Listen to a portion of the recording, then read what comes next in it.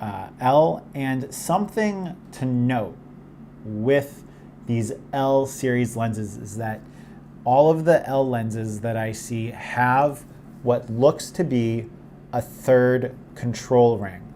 So even on the zooms, you have the zoom ring, the focus ring, and then another one.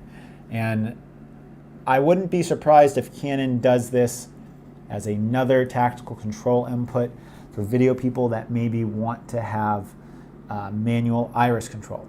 Okay, now this is going to kind of conclude the facts and sparing use of my opinion regarding the EOS R or RF, and I will go ahead and leave you guys to discuss that in the comments down below. Want to know what you think? Peace.